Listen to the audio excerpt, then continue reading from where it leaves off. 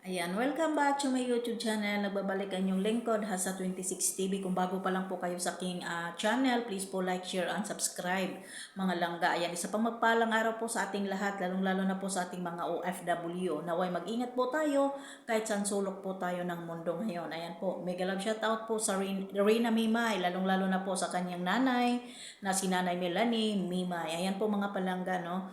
At ngayon po, mayroon po tayong panibagong reaction video na pag-uusapan po mga palangga about po dito kanina sa hindi naman po siguro ninyo ipagkailan na nababanggit po natin ang Idrin. Ayan po at hindi po ninyo alam kasi, 'di ba? Dito lang natin dito nasusubaybayan na sa dito sa social media at mga ina-upload. Kaya bago po sana ninyo ako husgahan, magtanong po kayo at i-PM ninyo sa akin, no? Huwag po kayong magsalita ng hindi po maganda. Kasi po napakapangit na napakapangit po. Totoo naman po talaga na ang Kalingap Idol natin at siyempre at ating Rina ay paminsan-minsan po ay nagkasama at nagkikita po sila. Hindi po yan maiiwasan. At hindi po lahat na ng bagay ay gusto natin malaman, pati yung personal nilang buhay. Hindi ba? Hindi natin dapat panghimasukan. Hindi tayo katulad ng iba nang akala nila pag umasta ay kilalang kilala na po nila ang pamilya Mimay. Hindi po ba?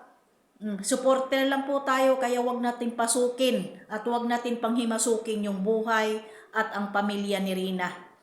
Ayan. Ayan sabi po niya dito, bakit mo nasabi, bakit nasabi mo, ma'am? Ayan na magsasama sila Edo at Rina. Sino ang marites, ikaw o ako? Yan, ang sabi po niya dito. Marites daw ako. Bago po ako nagsabi, may impormasyon po ako diyan. 'Di ba? May impormasyon po ako diyan. 'Di ba? Hindi tulad nga ng sinasabi ko, may tamang panahon, 'di ba? Pero hindi po lahat ng bagay sasabihin na po natin dito, 'di ba? Kaya nga sabi ko ay manood at suportahan po natin ang Kalingap Edo natin at ang Rina dahil sa tamang panahon po ay nako, yan lang po ang sinasabi ko. Hindi ko po sinasabi na magbabalikan ng Idrin. Ang sabi ko po ay nagkikita pa rin po ang magkuya, 'di ba, na tandem ng Idrin noon. Ano po ba ang sinasabi ko na para masabi mong marites? Lahat po tayo dito sa social media ay marites, hindi po ba? Without na lang po dyan sa mga nagmamagaling at nagmamarunong na parang ang akala mo malaking ambag sa lipunan. O di ba?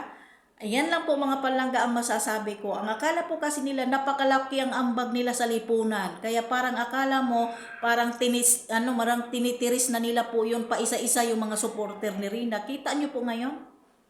Wala na. Sponsor si Rina, abangan na lang po natin kung ano mangyayari sa kaming pasukan at makita po ba natin na katulad pa rin po ng dati na may tutor sa piano, sa pagsusulat at siyempre sa lahat-lahat na makikita natin. 'Di ba?